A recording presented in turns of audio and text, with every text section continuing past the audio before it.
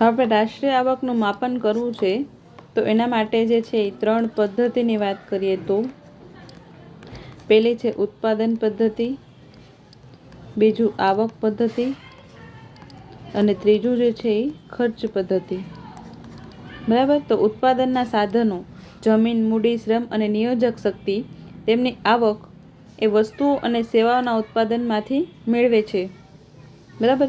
આ જમીન, મૂડી, શ્રમ, નિયોજક એ બધા જ એમની આવક જે છે એ વસ્તુઓ અને સેવાઓના ઉત્પાદનમાંથી મેળવે છે. અને આ આવક તેઓ વસ્તુઓ અને સેવાઓના ઉત્પાદનની ખરીદી પાછળ ખર્ચ કરે છે. એટલે પહેલાં એ આવક મેળવે છે, પછી ખર્ચ કરે છે, અને આ ચક્રીય પ્રવાહના આધારે રાષ્ટ્રીય આવકની ગણતરી જે છે એ 3 રીતે થાય છે: ઉત્પાદન પદ્ધતિ, આવક પદ્ધતિ અને ખર્ચ પદ્ધતિ. આ 3 પદ્ધતિ જે છે એ જીસેટમાં પૂછાયેલો ક્વેશ્ચન છે કે રાષ્ટ્રીય આવક એ કઈ પદ્ધતિથી માપવામાં આવે છે. તેમાં સૌથી પહેલાં ઉત્પાદન પદ્ધતિ જોઈએ તો આ ખ્યાલ જે છે એ રાષ્ટ્રીય આવક સુધી ઉત્પાદનના રસ્તે પહોંચે છે, જેમાં અર્થતંત્રને વિવિધ ક્ષેત્રોમાં વિભાજિત કરવામાં આવે છે, જેમ કે કૃષિ ક્ષેત્ર, ખાણ અને ખનિજ ક્ષેત્ર, મેન્યુફેક્ચરિંગ, લઘુ સાહસો, વેપાર, પરિવહન, સંદેશાવ્યવહાર, અન્ય સેવાઓ. તે પછી દરેક ક્ષેત્રમાં થયેલા ઉત્પાદનની માહિતી મેળવવામાં આવે છે અને બધા જ ક્ષેત્રમાં જે ઉત્પાદન થયું છે એનો સરવાળો કરીને આપણે રાષ્ટ્રીય આવક મેળવી લઈએ છીએ. એટલે કોઈ નિશ્ચિત વર્ષમાં થયેલા વાસ્તવિક ઉત્પાદનના મૂલ્યને નાણાંના રૂપમાં દર્શાવીને કુલ ઉત્પાદન કે રાષ્ટ્રીય આવક મેળવી શકાય છે. ઉત્પાદનના કુલ મૂલ્યમાંથી જે તે આર્થિક એકમોએ અન્ય ઉત્પાદન એકમોમાંથી કરેલી ખરીદીને અહીંયા બાદ કરવામાં આવે છે. આપણે વેલ્યુ એડેડ મેથડમાં જોયું હતું ને, વેલ્યુ એડેડ મેથડ, કે જે ખર્ચ એને થયા છે ઉત્પાદનની એકમોની કરેલી ખરીદીને. એટલે આપણે ઉત્પાદન એકમો બનાવવા માટે જે ખર્ચ કરેલું એની ગણતરી જે છે એ બાદ કરવામાં આવે છે. આ શુદ્ધ આવકમાં વિદેશમાંથી થતી આવકોને ઉમેરતા આપણે કુલ રાષ્ટ્રીય ઉત્પાદન મળે છે. બરાબર.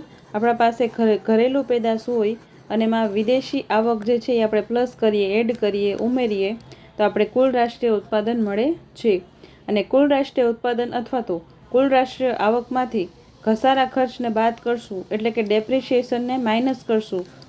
આપણે જે મશીનમાં ઘસારો થશે એ ખર્ચને બાદ કરશું તો આપણે ગ્રોસ એટલે કે કુલમાંથી આપણે નેટ નેશનલ પ્રોડક્ટ એટલે કે આપણે નેટમાં વયા જશું. ગ્રોસમાંથી નેટમાં જવા માટે ડેપ્રિસિએશન જે છે એટલે કે ઘસારો એને આપણે માઇનસ કરશું ગ્રોસમાંથી. એટલે કુલમાંથી આપણે ઘસારો બાદ કરશું તો આપણે શુદ્ધ રાષ્ટ્રીય આવક મળશે. આ પદ્ધતિએ રાષ્ટ્રીય આવકની ગણતરી કરવાનો એક લાભ એ છે કે તેનાથી અર્થતંત્રના જુદા જુદા ક્ષેત્રોનું સાપેક્ષ મહત્ત્વ જાણી શકાય છે. રાષ્ટ્રીય આવકમાં જુદા જુદા ક્ષેત્રોના ફાળાના આધારે એનું મહત્ત્વ આપણે જાણી શકીએ છીએ કે કૃષિ ક્ષેત્રનું કેટલું મહત્ત્વ છે, ઉદ્યોગ ક્ષેત્રનું કેટલું મહત્ત્વ છે, એ આપણે અહીંયા જાણી શકીએ છીએ. તો હવે આપણે જોઈએ બીજી પદ્ધતિ, એ છે આવકની પદ્ધતિ.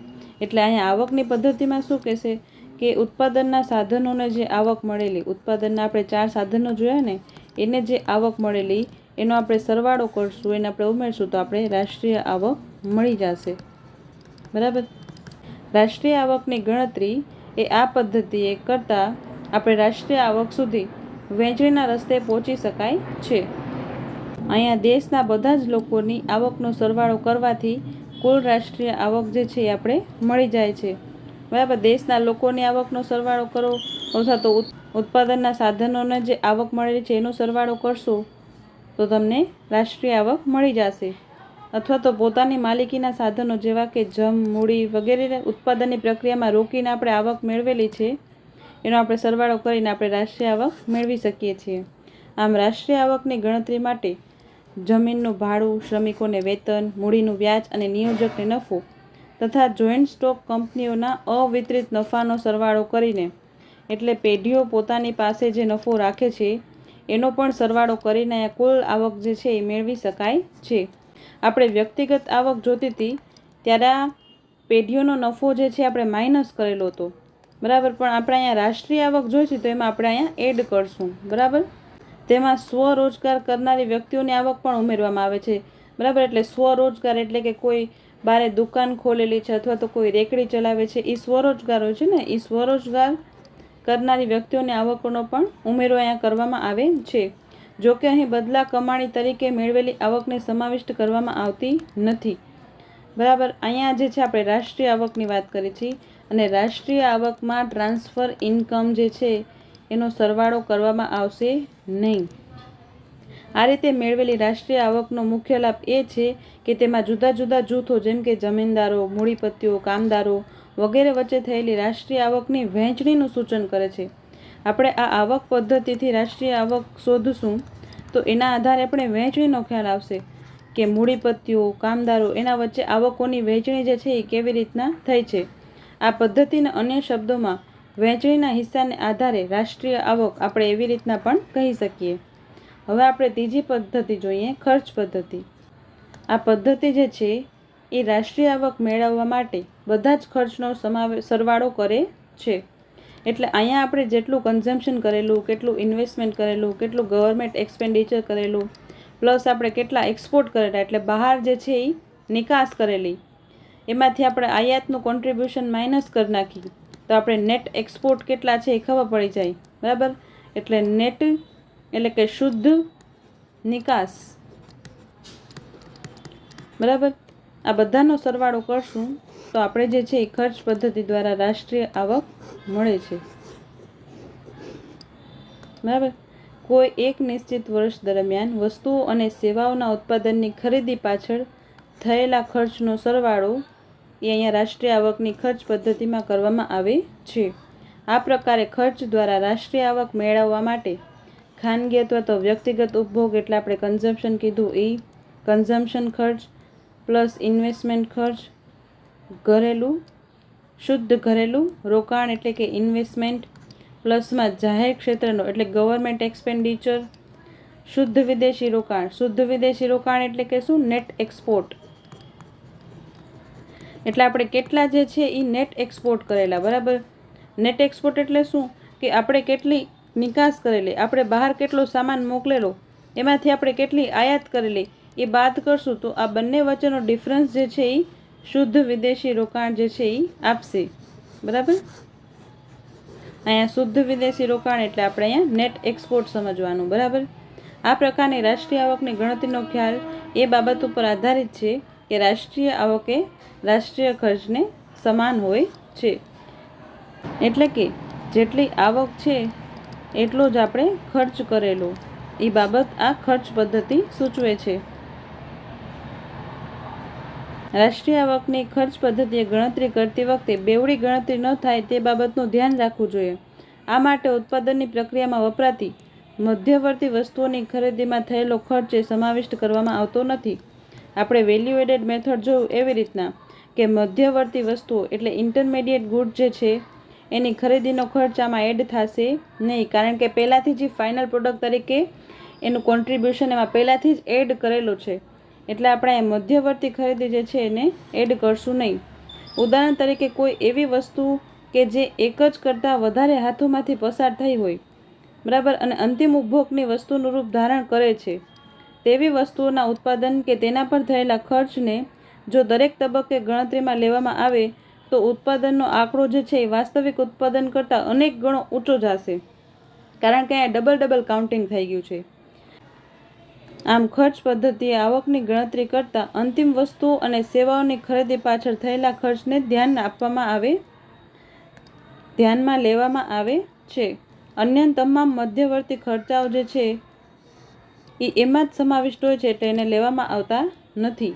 બરાબર. એટલામાં શું કહે છે કે આપણા પાસે જે ફાઇનલ પ્રોડક્ટ આવેલું, બરાબર, એટલે કે ધારો કે આપણે બ્રેડનું ઉદાહરણ લીધું તો એવી રીતના આપણા પાસે બ્રેડ છે તો એમાંથી ઘઉં, લોટ એનું કન્ટ્રીબ્યુશન એટલે આ મધ્યવર્તી કહેવાશે ને અહીંયા રો મટીરિયલ અથવા તો મધ્યવર્તી ઇન્ટરમીડિયેટ ગુડ્સ. ઇન્ટરમીડિયેટ ગુડ્સ એટલે મધ્યવર્તી વસ્તુઓ એટલે શું થશે? એવી વસ્તુઓ કે આગળ ફર્ધર ટ્રાન્સફોર્મેશન માટે યુઝ કરશું અથવા તો આપણે એનું રીસેલ કરશું, એને મધ્યવર્તી વસ્તુ કહેવાશે. કે આ ઘઉં જે છે એને આપણે રીસેલ કરશું એટલે એકવાર વેચેલા, બરાબર, ઘઉં વેચેલા, બરાબર, એ ઘઉં વેચેલા એ ઘઉંમાંથી પણ લોટ બનાવવામાં આવશે, એ રીસેલ થશે. રીસેલ અને ફર્ધર ટ્રાન્સફોર્મેશન થશે એનું, ઘઉંનું ટ્રાન્સફોર્મેશન થયું ને, અહીંયા લોટમાં કન્વર્ટ થયું અને એ લોટ કન્વર્ટ થયો બ્રેડમાં, એને આપણે મધ્યવર્તી વસ્તુ કહીશું. આ મધ્યવર્તી વસ્તુ ઘઉં અને લોટ જે છે એનું કોન્ટ્રીબ્યુશન આપણે માઇનસ કરી નાખશું, કારણ કે ઘઉંના વેપારી અને લોટના વેપારી એ પહેલાં જ જે છે જીડીપીમાં પોતાનો આંકડો જે છે એ દઈ દીધો છે. એટલે આપણે બ્રેડમાંથી ઘઉં અને લોટનું કોન્ટ્રીબ્યુશન માઇનસ કરશું તો આપણે રાષ્ટ્રીય આવક મળશે. એટલે અહીંયા એ જ કહેવા માંગે છે કે મધ્યવર્તી વસ્તુઓ જે છે એના ખર્ચને અહીંયા ધ્યાનમાં લેશું નહીં આપણે, એ પહેલાંથી જેમાં સમાવિષ્ટ હોય છે. પછી જોઈએ તો ખર્ચ પદ્ધતિનો રાષ્ટ્રીય આવકની ગણતરીમાં બહુ ઓછો ઉપયોગ થાય છે, કારણ કે ખર્ચની માહિતી બહુ આસાનીથી મળી શકતી નથી. રાષ્ટ્રીય આવકની ગણતરી મુખ્યત્વે ઉત્પાદન પદ્ધતિ અને આવક પદ્ધતિનો સંયુક્ત ઉપયોગ કરીને મેળવવામાં આવે છે. આવક પદ્ધતિનો ઉપયોગ મોટાભાગે સેવા ક્ષેત્રની આવકમાં ગણવામાં આવે છે, જેમાં શિક્ષકો, વકીલો, તબીબો એ બધાની આવક જે છે એ ગણવામાં આવે છે. અને કૃષિ, ઉદ્યોગ, સેવા ક્ષેત્ર બધા દ્વારા જે છે કૃષિ ઉદ્યોગ ક્ષેત્ર દ્વારા થયેલા ઉત્પાદનની ગણતરી જે છે એ રાષ્ટ્રીય આવકની ઉત્પાદન પદ્ધતિનો ઉપયોગ કરીને આપણે એની ગણતરી કરીએ છીએ. બરાબર. એટલે સેવા ક્ષેત્ર જે છે એના માટે આપણે કઈ રાષ્ટ્રીય આવકની પદ્ધતિ અપનાવશું? તો એના માટે જે છે આપણે આવક પદ્ધતિ અપનાવશું કે એને કેટલી આવક મળે છે. અને જ્યારે આપણે કૃષિ ઉદ્યોગ એવા ક્ષેત્રની વાત કરશું ત્યારે રાષ્ટ્રીય આવકની ઉત્પાદન પદ્ધતિ જે છે એનો ઉપયોગ કરશું. બરાબર. હવે આપણે રાષ્ટ્રીય આવકમાં શું શીખેલા એની થોડીક સમરી જોઈએ. તો રાષ્ટ્રીય આવક જે છે બરાબર, તો આપણે એના માટે 3 ઇમ્પોર્ટન્ટ ફોર્મ્યુલા જોઈએ આપણે, કે આપણે જે છે એ ડોમેસ્ટિક એટલે ઘરેલું પેદાશ જે છે એમાંથી આપણે રાષ્ટ્રની પેદાશ શોધવી હોઈએ તો એના માટે શું કરવું પડશે? આપણે પ્લસ વિદેશમાંથી પ્રાપ્ત થતી આવક.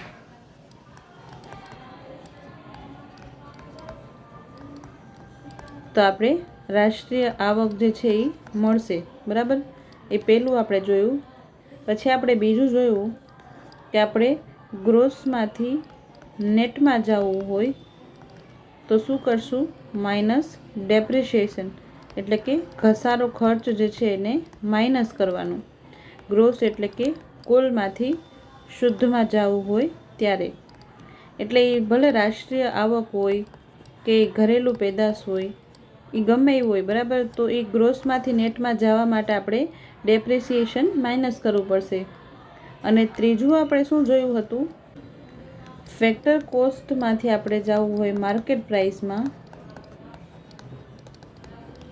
ફેક્ટર કોસ્ટ એટલે સાધન ખર્ચે, એમાંથી આપણે જવું હોય બજાર કિંમતે.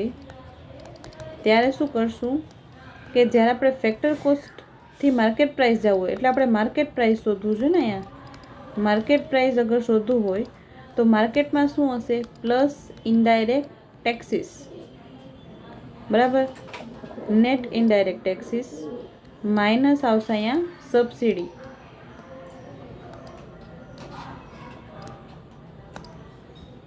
Minus subsidy. બરાબર. એટલે આપણે માર્કેટ પ્રાઇસ શોધવું હોય ત્યારે સબસિડી માઇનસ કરશું. ફેક્ટર કોસ્ટને તમે ફેક્ટરી ગેટથી યાદ રાખશો કે ફેક્ટરી ગેટ એટલે ફર્મ જ્યારે પ્રોડક્ટ બનાવતું હોય ફેક્ટરી ગેટ ઉપર હોય ત્યારે એને સબસિડી મળે છે. તો આપણે ફેક્ટર પ્રાઇસ શોધવી હશે ત્યારે સબસિડી એડ કરવાની. અને જ્યારે આપણે માર્કેટમાં શું હશે? પ્રાઇસ મળશે ને. આપણે પ્રાઇસ ઉપર આપણે ઇનડાયરેક્ટ ટેક્સીસ, બરાબર, જીએસટી જેવો ટેક્સીસ પણ આપણે લઈએ છીએ ને, પ્રાઇસ ઉપર કંપની લે છે ને. તો અહીંયા માર્કેટ પ્રાઇસ એટલે બજાર કિંમત આવે, બજાર કિંમત શોધવાનું કહે ત્યારે પ્લસ આપણે નેટ ઇનડાયરેક્ટ ટેક્સીસ અને માઇનસ થશે અહીંયા સબસિડી. બરાબર. આ ટર્મ જે છે ઇમ્પોર્ટન્ટ છે.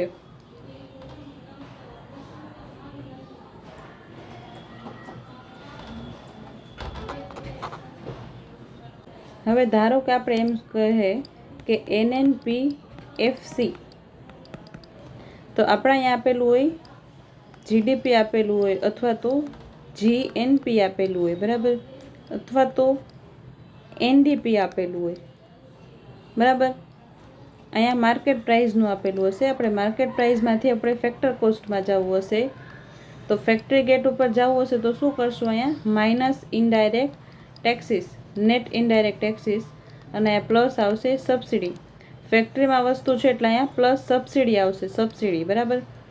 અને NNP, હવે અહીંયા છે આપણા પાસે જીમાંથી જવું છે આપણે એનમાં, બરાબર. એટલે આપણે નેટ જોઈએ છીએ તો ગ્રોસમાંથી આપણે ડેપ્રિસિએશન માઇનસ કરવું પડશે, બરાબર. એટલે કે ઘસારો ખર્ચ, બરાબર. અને અહીંયા નેશનલ છે અને અહીંયા ડોમેસ્ટિક છે. તો ડોમેસ્ટિકમાંથી આપણે નેશનલમાં જવું હશે તો આપણે શું કરશું? ડોમેસ્ટિકમાંથી આપણે નેશનલમાં જવું હોય તો શું કરવાનું? એમાં પ્લસ કરવું પડશે વિદેશમાંથી પ્રાપ્ત થતી આવક,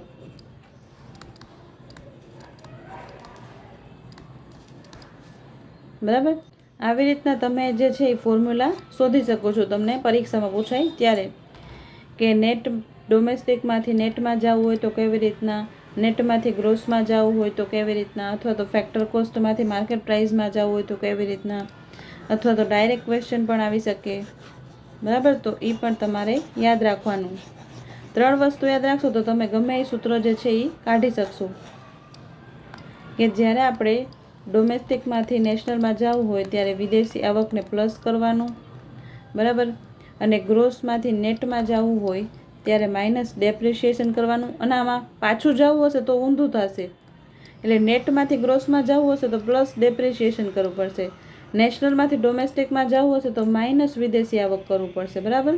આ પણ ખાસ યાદ રાખવાનું કે પાછળ જશું તો એ ઊંધું થઈ જશે, પ્લસવાળો માઇનસ ને માઇનસવાળો પ્લસ થઈ જશે, બરાબર. અહીંયા આપણે પ્લસ કરીએ છીએ તો અહીંયા આપણે માઇનસ કરવું પડશે ડોમેસ્ટિકમાં જવા માટે.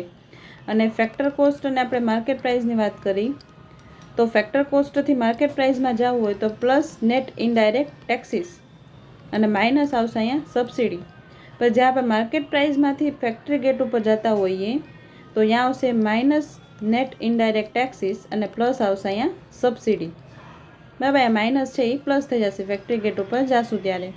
તો આ 3 ફોર્મ્યુલા ઉપરથી તમે ગમે એ નીકાળી શકો, NNP, FC, બરાબર. હું તમને લખી દઉં. આ 3 ફોર્મ્યુલા તમે યાદ રાખશો તો તમે ગમે એ ફોર્મ્યુલા કાઢી શકો, જેમ કે NDP, FC, NNP, FC, પછી આવશે GDP, FC, GNP, FC, બરાબર. આ FC વાળા છે ફેક્ટર કોસ્ટ. એવી જ રીતના FCની જગ્યાએ માર્કેટ પ્રાઇસ, બરાબર. એ બધું તમે શોધી શકો છો, બરાબર. ડોમેસ્ટિક, નેશનલ, ડોમેસ્ટિક, નેશનલ, પછી આપણે નેટ, બરાબર, નેટ અને ગ્રોસ, બરાબર. તો એવી રીતના તમે કન્વર્ઝન કરીને સૂત્ર શોધી શકો છો, બરાબર.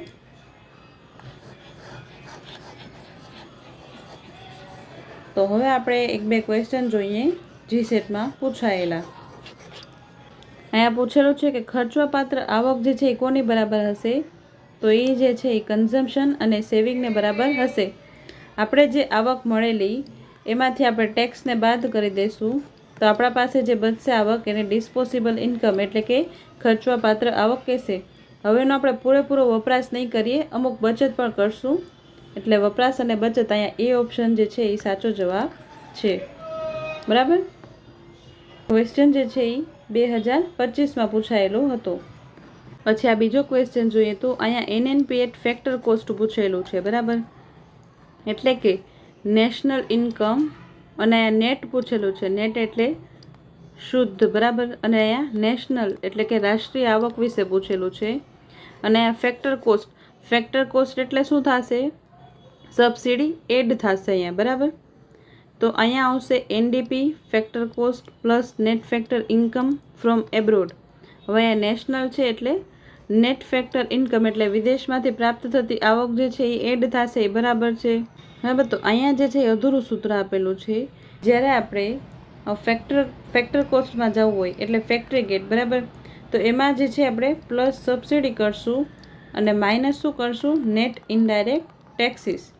બરાબર, અહીંયા એવી રીતના પણ લખેલું હોવું જોઈએ, કારણ કે અહીંયા ફેક્ટર કોસ્ટની વાત છે. બરાબર, તો અહીંયા એ ઓપ્શન જે છે એ સાચો જવાબ છે કે નેટ નેશનલ પ્રોડક્ટ બરાબર એનડીપી એટલે ડોમેસ્ટિક વત્તા વિદેશી આવક, તો આપણે નેશનલ ઇન્કમ મળે છે.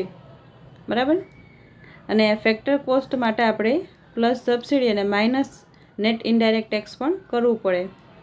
બીજા ઓપ્શનની વાત કરીએ તો અહીંયા જે છે GNP factor cost minus depreciation, આ પણ સાચું કહી શકીએ કે ગ્રોસમાંથી આપણે ડેપ્રિસિએશન એટલે ઘસારો ખર્ચ માઇનસ કરશું તો આપણે નેટ વેલ્યુ મળશે, એટલે શુદ્ધ વેલ્યુ મળશે. પરંતુ અહીંયા જે છે એનડીપી એમપી આપેલું છે અને પ્લસમાં એડ એટલે કે સહાય આપેલું છે. બરાબર, પણ અહીંયા આપણે એમપીની વાત નથી, આપણે ફેક્ટર કોસ્ટની વાત છે, એટલે બી ઓપ્શન જે છે એ ખોટો બની જશે. અને ત્રીજા ઓપ્શનની વાત કરીએ તો એનડીપી એમપી પ્લસ ડેપ્રિસિએશન, એનો તો કોઈ મતલબ મિનિંગ જ નથી કે એમપીમાં આપણે ડેપ્રિસિએશન એડ કરી અને નેટ વેલ્યુમાં ડેપ્રિસિએશન એડ કરશું તો આપણે ગ્રોસ વેલ્યુ મળશે ને, તો આ ઓપ્શન પણ ખોટો બની જશે. અને જીડીપીમાંથી ડેપ્રિસિએશન બાદ કરશું એટલે ગ્રોસમાંથી ડેપ્રિસિએશન બાદ કરશું તો આપણે એનએનપી મળશે. બરાબર, પણ ફેક્ટર કોસ્ટ માટે આપણે પ્લસ સબસિડી અને નેટ ઇનડાયરેક્ટ ટેક્સીસ માઇનસ કરવું પડશે. બરાબર, તો અહીંયા જે છે એ ઓપ્શન જે છે એ વધારે સુટેબલ છે. બાકી બધા ઓપ્શન જે છે એ આ બી અને સી ઓપ્શન તો ખોટા જ છે. બરાબર, અહીંયા બી ઓપ્શનમાં આપેલું જે છે એ સાચું આપેલું છે કે એનએનપીમાં જવું હોય તો આપણે ગ્રોસમાંથી ડેપ્રિસિએશન માઇનસ કરવાનું. બરાબર, પણ અહીંયા જે છે એ ઓપ્શન વધારે સાચું છે. આ બી ઓપ્શનમાં અડધું જે છે એ ખોટું છે આ, અને સી ઓપ્શન તો ખોટું છે, અને ડી ઓપ્શનમાં પણ અધૂરું સૂત્ર આપેલું છે ને એ ખોટું છે. બરાબર, ડી ઓપ્શનમાં પણ અધૂરું સૂત્ર છે એટલે ડી ઓપ્શન પણ નહીં આવે. અહીંયા એ ઓપ્શન જે છે એ સાચો જવાબ છે. બરાબર, તો તમે અહીંયા સુધી વિડીયો જોયો હોય તો કોંગ્રેચ્યુલેશન, કારણ કે તમે બધા સ્ટુડન્ટથી થોડુંક આગળ આવી ગયા અને તમે આ શીખેલું, અને એ શીખેલું જે છે એ હવે તમે તમારી રીતે તમારી નોટબુકમાં લખજો કે તમને કેટલું યાદ રહ્યું, કયા સૂત્રો તમને યાદ રહ્યા. બરાબર, અને કોઈ પણ ડિફિકલ્ટી કે કાંઈ પણ હોય તો તમે કમેન્ટ સેક્શનમાં પૂછી શકો છો. બરાબર, તો happy learning, keep growing and thanks for watching.